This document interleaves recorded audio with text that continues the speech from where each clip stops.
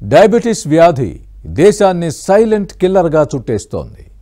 భారత్లో ప్రతి ఇద్దరిలో ఒకరికి చక్కెర స్థాయిలు పెరిగిపోవడం ఆందోళన కలిగిస్తోంది. రోజురోజుకు షుగర్ వ్యాధిగ్రస్తులు పెరిగిపోవడానికి కారణమేంటి? జీవనశైలి మారకుంటే పెను ప్రమాదమేనా? నిపుణుల హెచ్చరికలు, సలహాలు ఏంటి?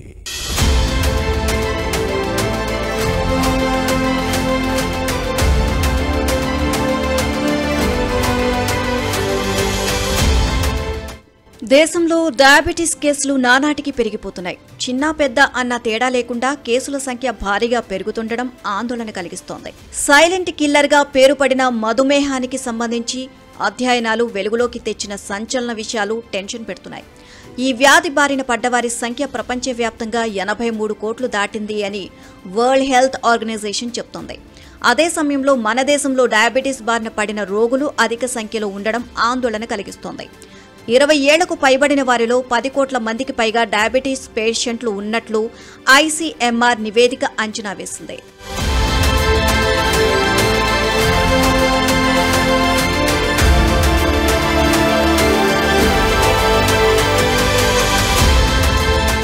భారత్లో ప్రతి ఇద్దరిలో ఒకరికి రక్తంలో అధిక చక్కెర స్థాయి ఉండొచ్చు అని ఇతర అధ్యయనాలు సైతం చెబుతున్నాయి.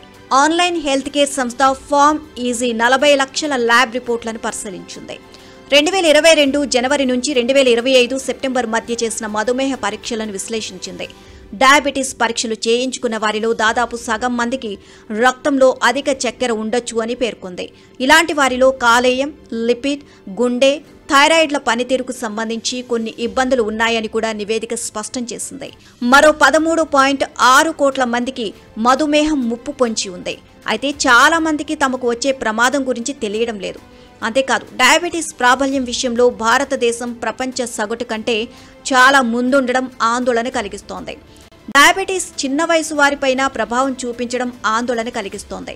స్పష్టమైన లేదా ముందస్తు లక్షణాలు లేకుండానే జనం డయాబెటిస్ బారిన పడుతున్నట్లు నివేదికలు చెబుతున్నాయి.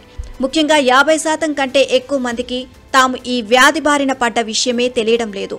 గుండె జబ్బులు, మూత్రపిండాలు దెబ్బతినడం, దృష్టి కోల్పోవడం వంటి సమస్యలు వచ్చే వరకు ఈ వ్యాధి బయటపడడం లేదని నివేదికలు చెబుతున్నాయి. మరోవైపు దేశంలో 27.5% మందికి టైప్ 2 డయాబెటిస్ ముప్పు పొంచి ఉంది అని అధ్యయనాలు హెచ్చరిస్తున్నాయి. శరీరంలో చక్కెర స్థాయి పెరగడం వల్ల వచ్చే ఈ మధుమేహం వ్యాధికి ఇప్పటి వరకు శాశ్వత చికిత్స లేదు.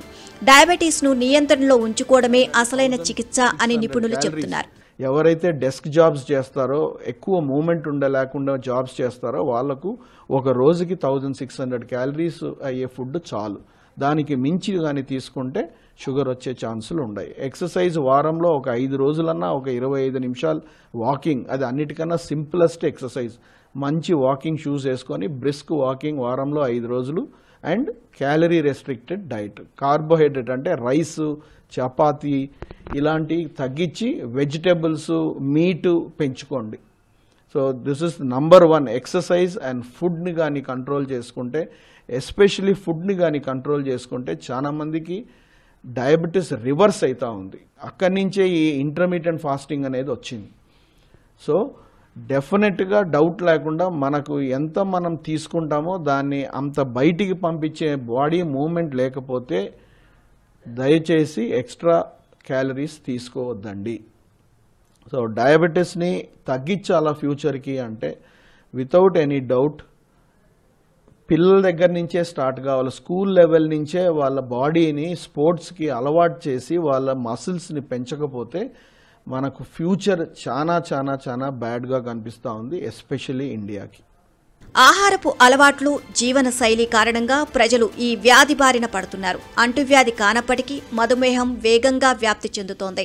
డయాబెటీస్ నరాలను దెబ్బతీస్తుంది. దీనివల్ల నొప్పి తెలియకపోవడం వంటి లక్షణాలు ఉంటాయి. ఇది మరింత ప్రమాదకరమని వైద్య నిపుణులు చెబుతున్నారు. శారీరక శ్రమ తగ్గడం వల్ల డయాబెటీస్ వచ్చే ప్రమాదం పెరుగుతుంది అంటున్నారు. స్వీట్లు, కార్బోహైడ్రేట్లు, కొవ్వులు ఎక్కువగా ఉండే అధిక క్యాలరీల ఆహారం తీసుకోవడంగా ప్రధాన కారణంగా చెబుతున్నారు. కాగా మరికొందరిలో వంశపారపర్యంగానూ మధుమేహం వచ్చే ప్రమాదం ఉంది అంటున్నారు. ఊబకాయం కూడా మధుమేహానికి ముఖ్య కారణమవుతోంది. జీవనశైలి మార్పులో సరిగ్గా నిద్రపోవడం, నడక, వ్యాయామం, ఆరోగ్యకరమైన ఆహారం తీసుకోవడం, చక్కెర, మద్యం తగ్గించడం, బరువు తగ్గడం, ధూమపానం మానేయడం ద్వారా డయాబెటీస్ను నియంత్రణలో ఉంచుకోవచ్చు అని నిపుణులు సూచిస్తున్నారు. సైలెంట్ కిల్లర్గా ఆరోగ్యంపై దాడి చేసే డయాబెటీస్ పట్ల ముందు నుంచి జాగ్రత్తగా లేకపోతే ఎన్నో అనర్థాలను ఎదుర్కోవాల్సి వస్తుంది అని నిపుణులు హెచ్చరిస్తున్నారు.